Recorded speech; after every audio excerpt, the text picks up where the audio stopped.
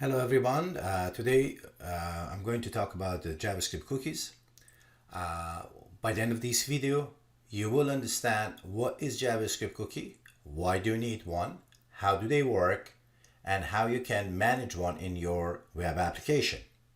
Throughout this video tutorial, at the beginning I'll give you some terms, definitions that you need to know, and then I will show you two of the examples that we're going to complete in this video tutorial. And you understand what is the concept, what is the thing we want to do, and then I will show you how to implement these two. Whenever you have a communication with a server, you use HTTP or HTTPS. I'm talking about the web service. So we usually say HTTP is a stateless protocol. That means whenever you send a request to a server, the server has no clue about the client after the connection is completed or the request has been finished or you got to receive whatever you wanted from the server. So if I want to show you this, if you look at the values that are passed here, let me just find my pen. So whenever you open any device, any browser in your device, and you request a URL, so you request a URL, your URL will be sent to a web server or a server that has a web server in it, right? So the request goes from the client to the server, and then server would do some processing, figure out what it has to do with this response as a request, and then it simply respond back to the client with certain information or data. Now what happened is, after the response is completed, as soon as the response gets to the client, this connection no more exists and the client and server do not know about each other anymore. So if client decide to communicate with the server over the previous request, server has no clue who's this client, what was the previous request. So this is when we can use cookie as one of the possibility to let server know about the previous connection. Cookies are a small chunk of data that is stored in client's browser. They are stored in a text file. They usually, not usually, always, of course, always has two parts. A cookie has a name and it has a value. If you know the name, simply you can access the value and you can modify the value as well. Each cookie is made by a domain name, will be sent to the same domain name if the client goes back to that domain name.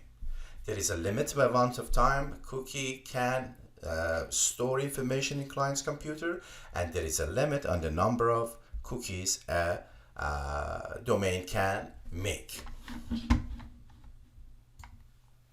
So the cookie size limit per domain is a 4 kilobyte, or I can say 50 cookies per domain name, which can allocate only 4 kilobyte of the data in client's computer. The cookie as it is a session based, meaning if you just create a name and value, then simply you close your browser and open it again, the cookie is gone. So we need to add some more information to it. One of the information we can add is called expire or max age, which defines how long this cookie is valid or how long this cookie has to stay in client's computer. The other one is the path. We can specify where this cookie in this domain is should be available. We can also say this cookie is only available through the HTTPS, which we call it secure. And we can also say this cookie should be available only through HTTP. So JavaScript cannot access it as well. So there are many ways of implementing it. We'll go through all of those. Throughout this tutorial, we're going to run two of our examples that we will code together so you understand better how cookie works and what are the things you can do. The very first example is a page that asks the user to enter his or her favorite color. User enters the color and then the browser will save that value. So every time user goes back to the browser, they can actually have the same background color for that page. So as you can see, the page comes up, ask for a color code, can be color name too, FFCC, I think 33 will do it. Here you go. So I got the color. What we're going to do with the cookie is we want to be able to close the browser, open it again, and yet get the same background color every time we go back, as long as the cookie is not expired, right?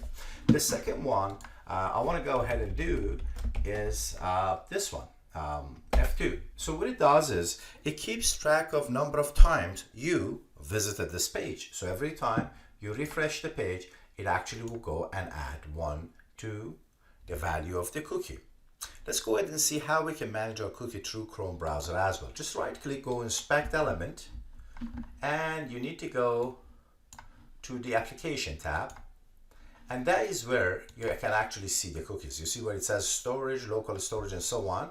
So all the cookies for different URL will be listed here, so you can see them all. Now look at this. The name of the cookie is number of visits, the value is 3, can you see the 3 there? And it has the domain. Domain is 127.0.0.1. You know, all the domain turned into IP anyway, right?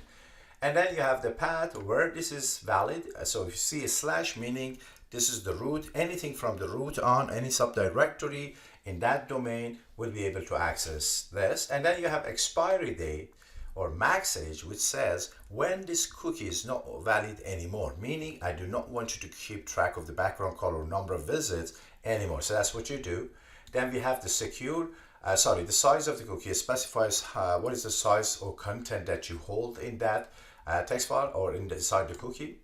HTTP only, as I said, is if I set this cookie with HTTP only, meaning JavaScript cannot access this anymore. It has to be through sending a request to the server to be able to access it. Secure simply runs the cookie on HTTPS only. It will not be available on HTTP.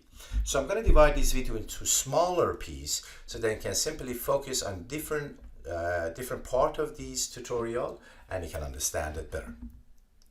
Stay tuned.